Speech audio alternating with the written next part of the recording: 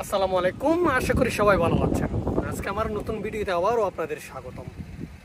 আজকে আমার নতুন ভিডিওতে আপনাদের জন্য থাকছে সিম্পল একটা টিপস, যেটা হচ্ছে আপনি ইঞ্জিন সাউন্ড না করে ব্রেক চিনে 50% তুলে অ্যাক্সেলারের মধ্যে পা না দিয়ে গাড়ি কিভাবে সামনের দিকে রোলিং করবেন, যেটা আমরা সবাই ভুল করে থাকি, যারা নতুন তারা পুরাতন।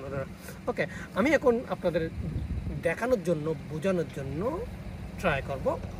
আপনি ইঞ্জিন সাউন্ড না করে প্রিসিনে 50% তুলে কিভাবে সমান্তরালে সামনের দিকে যাবেন দেখুন।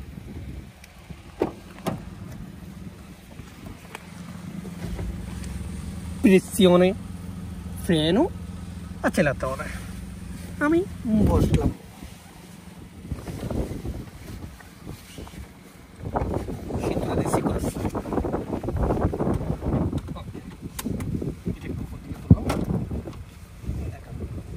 এটা হচ্ছে প্রিসিনে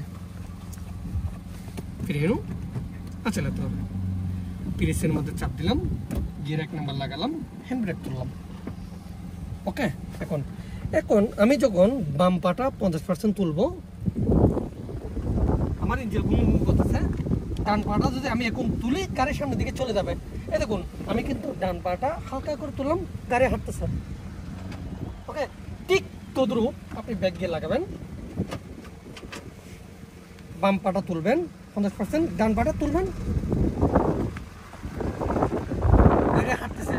তারপরও আপনারা যদি কম্পিসের মধ্যে থাকেন, হ্যাঁ, আমি আরেকটা জিনিস দেখানোর জন্য ট্রাই করব।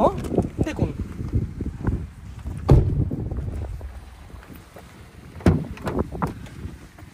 আমার গাড়ি ফুললে প্রেসের মধ্যে চাপ দিলাম, গিয়ার 1 নাম্বার লাগালাম। ওকে, বাম পাটা প্রেসিনটা হালকা করে তুলে ফেলার পর আমার ডান পাটা আমি তুলবো, কিন্তু আমি কিন্তু চুরিও করতে পারি। তো ধরো দেখুন, আমার ডান পাটা আমি একদম এখানে তুলে ফেললাম। হ্যাঁ, দেখুন চলতেছে, ঠিক আছে। গিয়ে 2 নাম্বার দিলাম, দেখুন অটোমেটিক গাড়ি অটো চলতেছে। আমার ডান পা কিন্তু এখানে, এখন কিন্তু আমি প্রিসিনে ছেড়ে দিলাম, গাড়ি অটো চলতেছে, ঠিক আছে। এখন যদি আপনার মিষ্টি পায়ের ছোঁয়া যদি অ্যাক্সেলেটরের মধ্যে লাগান, তখন গাড়ি কিন্তু দৌড়বে। আশা করি প্রিসিনের ব্যাপারটা বুঝাতে পারছি। হ্যাঁ, তবে আসসালামু আলাইকুম।